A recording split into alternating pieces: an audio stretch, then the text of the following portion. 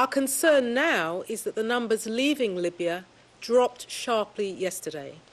UNHCR has reported that the border on the Libyan side is now manned by heavily armed pro-government forces. We hope that free movement of people can continue. An OCHA-led joint UN assessment mission reached Benghazi yesterday.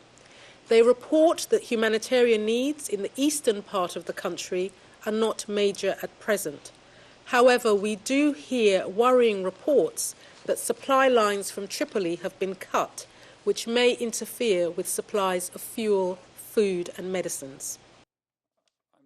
In recent days, the number of refugees reaching Liberia has risen to above 70,000.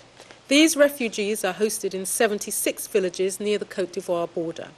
As the political and security situation remains unstable in Côte d'Ivoire, more refugees are expected to arrive in the coming days and weeks.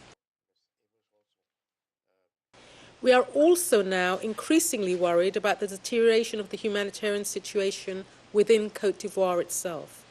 Armed clashes and violent incidents are taking place in Abidjan, Yamoussoukro and western Côte d'Ivoire, which have forced many more civilians to flee.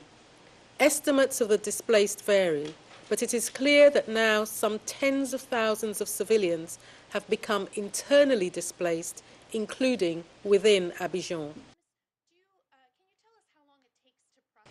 I'm also concerned about reports from Mandera which indicate that both parties, TFG and Al-Shabaab, are mobilizing their forces for a possible confrontation.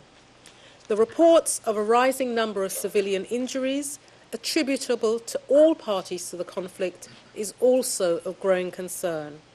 I again urge all parties to the conflict and AMISOM to comply with international humanitarian law in order to minimize harm to the civilians of Somalia.